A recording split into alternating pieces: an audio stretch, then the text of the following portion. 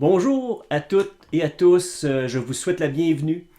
Merci beaucoup de vous joindre à nous sur cette chaîne YouTube de l'Église Bonne Nouvelle de Sainte-Terre en ce premier dimanche du mois de février.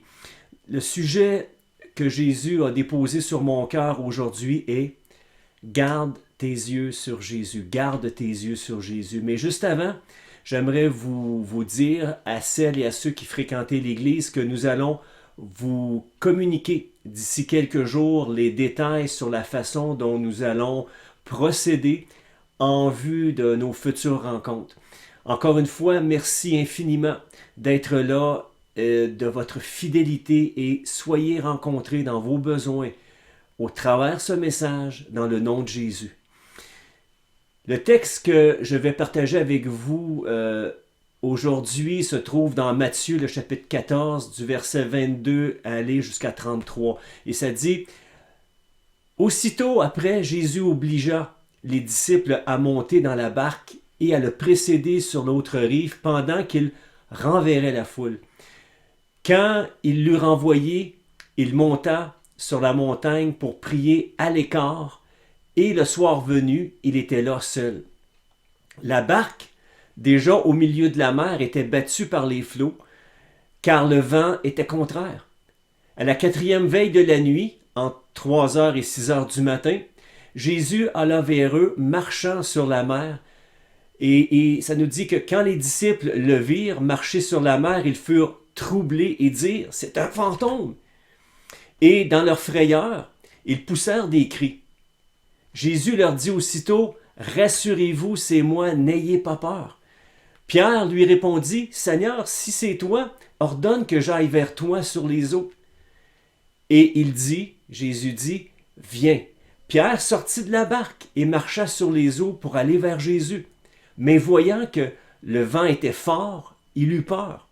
Et comme il commença à enfoncer, il s'écria « Seigneur, sauve-moi. » Aussitôt Jésus étendit la main, le saisit et lui dit « Homme de peu de foi, pourquoi as-tu douté? » Et ils montèrent dans la barque, et le vent cessa.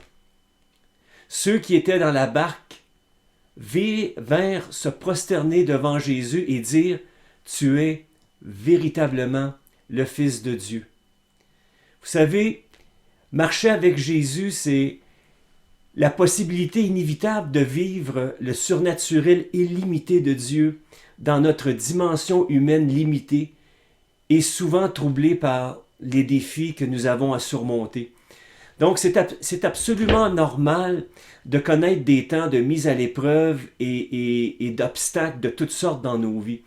Les temps d'épreuve sont des outils que Dieu utilise pour nous permettre de saisir et de mettre en pratique les principes spirituels de la Bible et d'accéder à des choses nouvelles qu'il veut faire en nous et surtout au travers nous. Donc, c'est ce que nous appelons croître spirituellement, d'être transformé dans notre caractère de plus en plus à l'image de Jésus, qui implique aussi un changement de perspective et un changement dans notre vision, notre façon de voir les choses.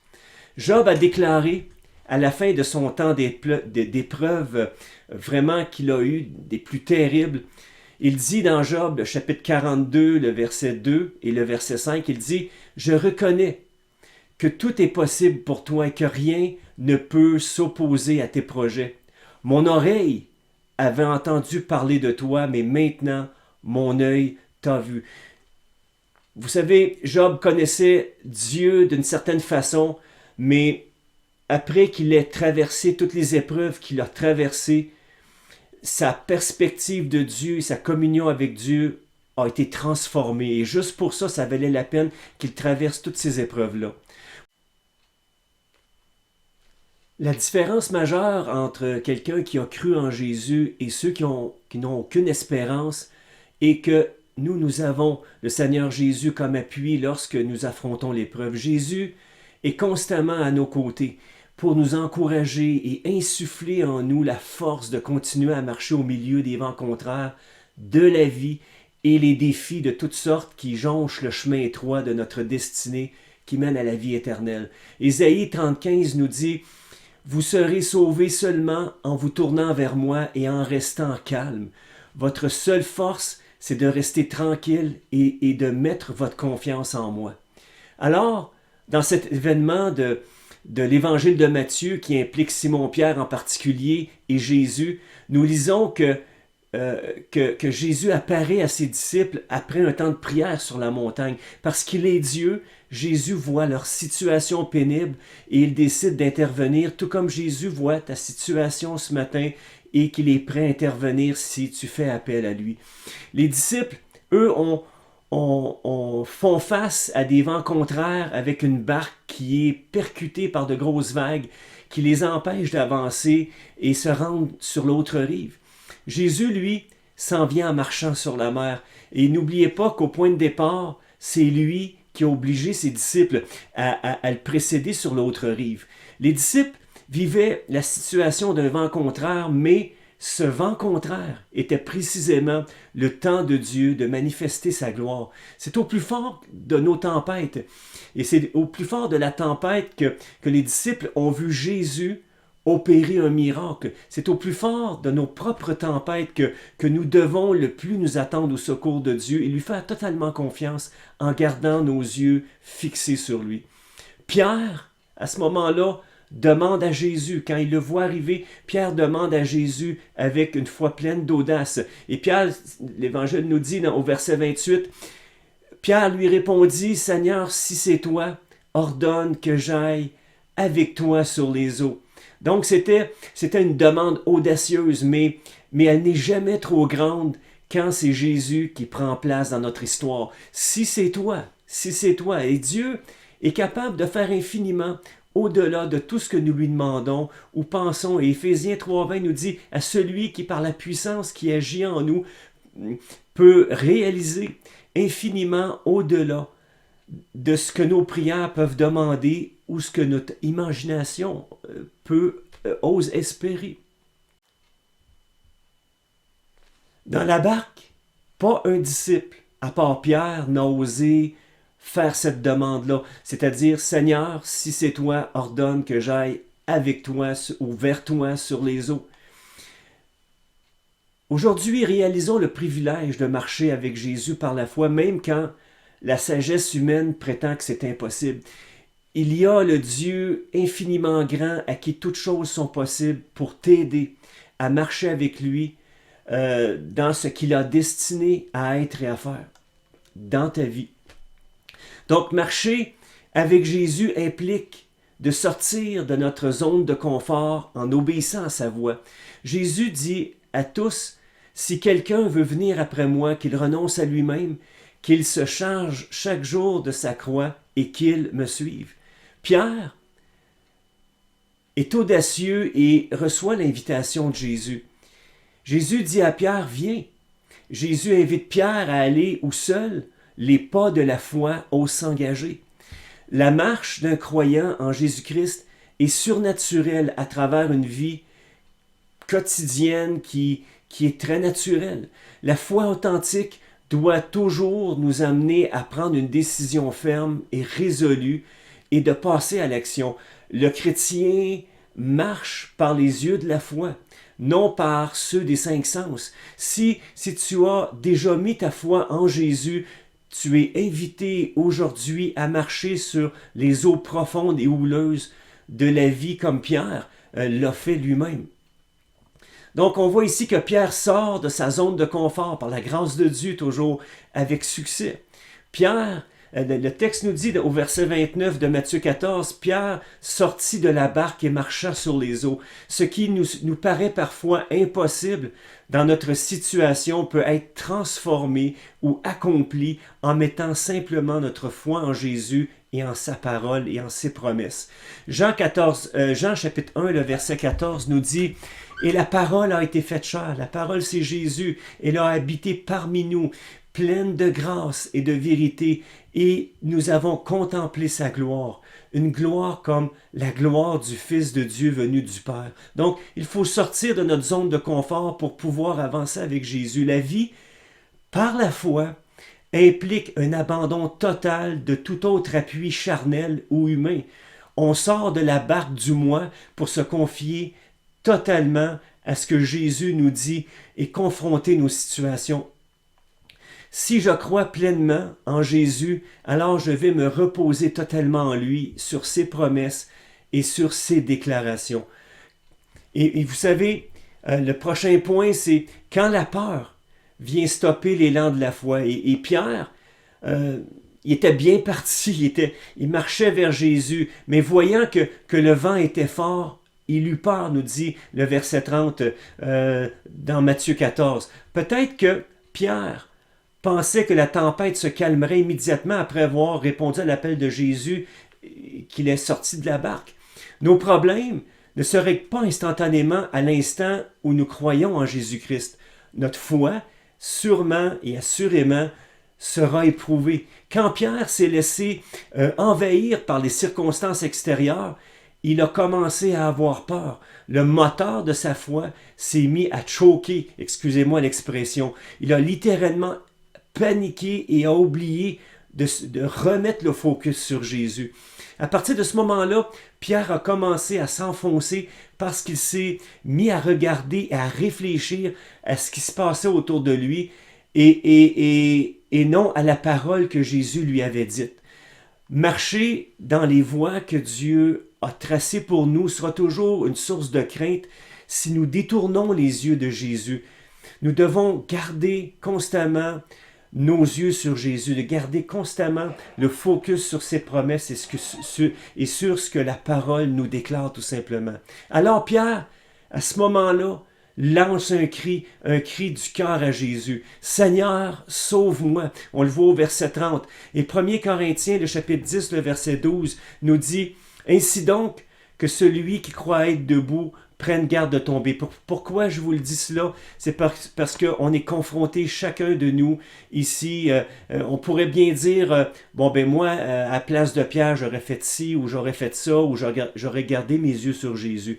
Mais laissez-moi vous dire, on est tous confrontés à nos craintes et nos peurs. Et combien de fois nous nous enfonçons dans la peur, la crainte et le doute et qu'on se laisse impressionner par les circonstances extérieures. Donc, on n'est pas mieux que Pierre. Moi, je ne suis pas mieux que Pierre non plus. Donc, quand nous marchons sur les flots houleux de la vie, alors que nous apprenons à vivre par la foi, Jésus nous amène à réaliser que s'il ne nous soutenait pas en permanence, nous serions toujours en train de sombrer dans le désespoir. Pierre a eu raison de crier dès qu'il a commencé à caler dans l'eau.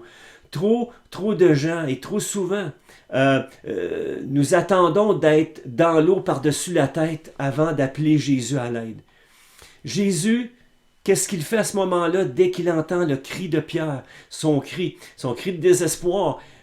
Jésus sort Pierre de son état de panique et il prend la main et le texte au verset 30 de Matthieu 14 nous dit « Aussitôt Jésus étendit la main et saisit Pierre. » Donc l'appel à l'aide de Pierre est aussitôt suivi de sa délivrance et Jésus se précipite au secours de ceux et celles qui l'appellent à l'aide. Et en plus de cela, Jésus n'a pas laissé Pierre retourner tout seul dans la barque. Jésus l'a accompagné sur le chemin du retour. Jésus a constamment les bras tendus vers toi pour t'accompagner tous les jours de cette vie et jusque dans l'éternité. Et dans Matthieu chapitre 28, le verset 20, la seconde partie du verset nous dit « Voici, je suis avec vous tous les jours jusqu'à la fin du monde. » Le psaume 18, le verset 6 nous dit « Alors, le psalmiste s'écrit ici, « Alors dans ma détresse, j'appelais l'Éternel. Vers mon Dieu, je lançais mon appel au secours, mon cri parvint à ses oreilles, et de son temple, il m'entendit. » Ésaïe 41, le verset 10, nous dit, le prophète Ésaïe dit, « N'aie pas peur », il dit de la part de Dieu, « N'aie pas peur, je suis avec toi. Ne regarde pas autour de toi avec inquiétude. Oui, ton Dieu, c'est moi, je te rends fort. » Remarquez ici cette promesse, je te rends fort, je viens à ton secours et je te protège avec ma main puissante et victorieuse. Et on voit ici toute l'unité de la parole de Dieu, tout le fil conducteur de cette aide que Dieu nous offre quand nous crions à lui. 2 Corinthiens, le chapitre 1 et le verset 3, aller jusqu'à 4, ça nous dit « Louons Dieu ». Et c'est l'apôtre Paul qui s'adresse aux Corinthiens ici. Il dit « Louons Dieu, le Père de notre Seigneur Jésus-Christ, le Père riche en bonté, le Dieu qui accorde le réconfort en toute occasion. » Toute occasion. Il nous réconforte dans toutes nos détresses, afin que nous puissions réconforter ceux qui passent par toutes sortes de détresses en leur apportant le réconfort que nous avons nous-mêmes reçu de lui. As-tu présentement à faire face à un problème que tu ne peux surmonter avec tes propres forces? Par la foi, place ta main dans celle du Seigneur. Par la foi, place ta main dans la sienne et laisse le Dieu de toute consolation te ramener en lieu sûr. Le psaume 94, le verset 18 nous dit « Chaque fois que j'ai dit « Je ne tiens plus debout », ta bonté, Seigneur, m'a soutenu.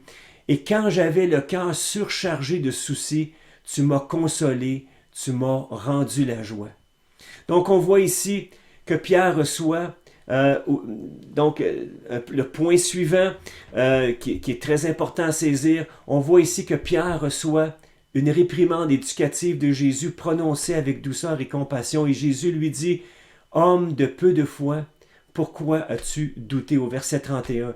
Et ici, on voit la grâce de Jésus qui est manifestée avec une pleine compassion envers la faiblesse de Pierre, envers la faiblesse de son disciple.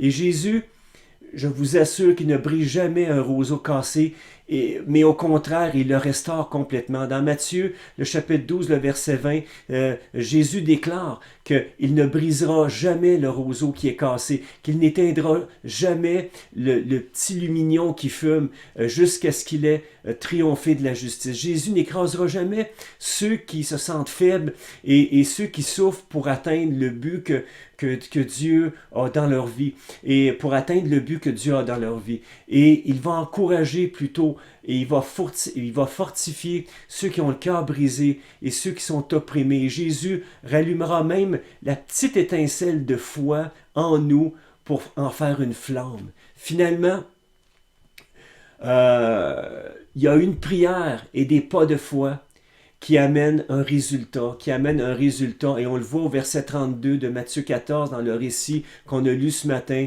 et ils montèrent tous les deux, Pierre et Jésus, montèrent dans la barque et le vent cessa. Pierre a marché avec Jésus pour retourner vers la barque.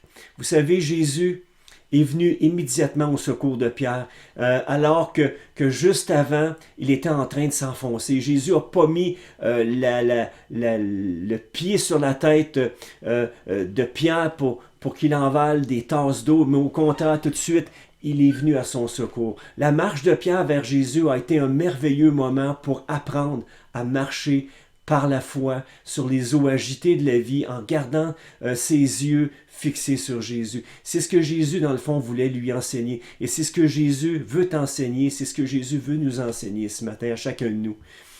Ensuite, son retour vers la barque à ses côtés a été calme et paisible. Le vent avait beau souffler aussi fort, mais Pierre ne craignait aucun mal parce que Jésus était avec lui à ses côtés.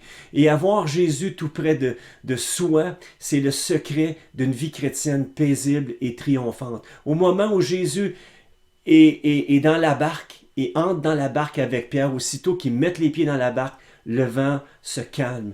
Si aujourd'hui, tu luttes personnellement contre des vents contraires, si tu as des luttes contre le désespoir, la solitude, la maladie, un problème relationnel, ton compte de banque est dans le rouge, tu as des problèmes majeurs avec tes enfants, puis que dans ta perspective des choses, tu ne vois aucune lumière au bout de ton tunnel, regarde à Jésus, regarde à lui. Laisse-le entrer dans ton cœur et prendre le contrôle de ta situation. Et je t'assure qu'il va calmer la tempête qui fait rage dans ton cœur, dans tes émotions. La voix de Jésus résonne au milieu de nos tempêtes. Il est habité d'une passion dirigée par un principe. Il désire vivre en nous, se faire connaître en nous, développer une relation personnelle avec chacun de nous, manifester sa puissance et sa gloire à travers nous. Jésus désire t'aider à accomplir sa volonté pour ta vie. Dieu, aujourd'hui, désire faire de toi un témoignage puissant de sa grâce pour toucher ceux qui nous entourent et qui sont aux prises eux-mêmes avec des tempêtes dans leur quotidien. Les tempêtes que tu traverses présentement ne signifient pas que tu es en dehors de sa volonté ou de son amour ou de ses plans pour ta vie. Au contraire, Dieu désire simplement t'apprendre à dépendre de lui, de mettre toute ta confiance en lui, peu importe ce qui se passe autour de toi. Dans cette vie terrestre, nous sommes ou nous serons régulièrement ballottés par toutes sortes de situations plus ou moins éprouvantes. Il peut nous sembler que Jésus semble très loin, mais c'est justement dans ces périodes-là difficiles qu'il intercède, qu'il prie pour nous. Et quand la nuit nous paraît la plus noire, il est toujours près de nous pour nous donner la grâce de tout surmonter. Paul a expérimenté dans sa propre vie et il a exprimé par ce verset-là de Philippiens 4,13. Il a dit « Je peux tout dans la communion, dans la relation que j'ai. Je peux tout dans la communion de celui qui est la source de ma force. » Ce matin, en Jésus, tu peux faire toute chose qu'il te demande à faire. Et puis même si parfois les situations te semblent absolument insurmontables, regarde à Jésus, mets ta confiance en lui. Donc ce matin, penchons nos têtes, terminons avec un mot de prière. Seigneur Jésus, je viens à toi avec mes fardeaux et mes difficultés et je les remets au pied du trône de ta grâce. Jésus, je te donne mon cœur. Viens vivre pleinement en moi et aide-moi à marcher avec toi sur le chemin de la vie. Aide-moi à garder constamment mes yeux fixés sur toi jusqu'à ton retour pour accomplir ta volonté. Père éternel, je te prie, dans le nom de Jésus. Amen.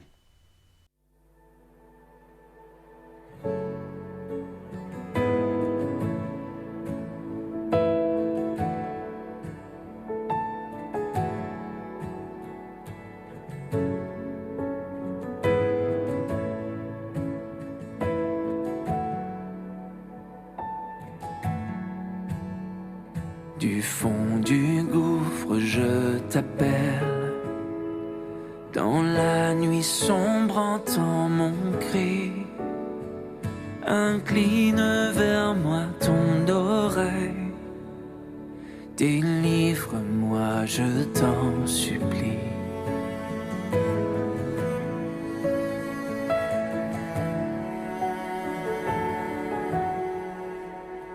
Si tu comptais tous mes péchés, loin de toi je serais banni. Mais tu m'offres un pardon complet. Ta grâce seule me suffit. Je m'attends à toi, je m'attends à toi. Ta parole est mon appui.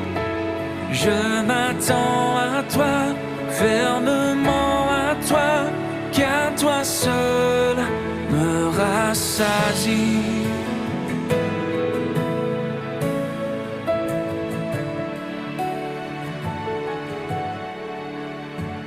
En Dieu seul met ton espérance. Il est puissant pour te sauver. Bientôt viendra la délivrance. Christ est le roi ressuscité. Je m'attends à toi, je m'attends à toi. Ta parole est mon appui.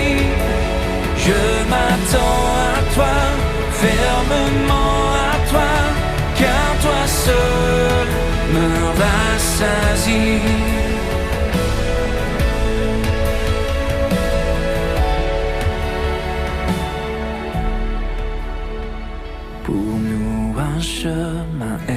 assez.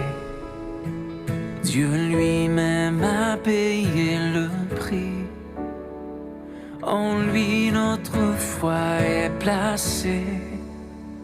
Son sacrifice nous guérit.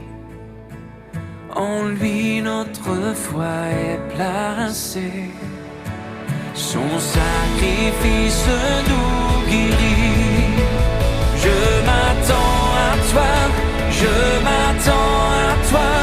Ta parole est mon appui.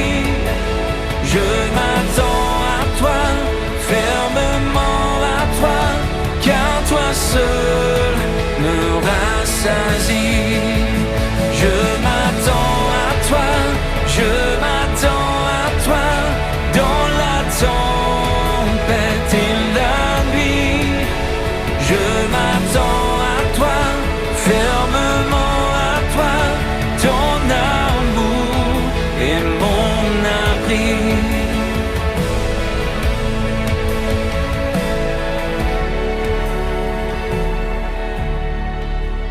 Je m'attends à toi, je m'attends à toi, dans la tempête et la nuit. Je m'attends à toi, fermement à toi, ton amour est mon abri.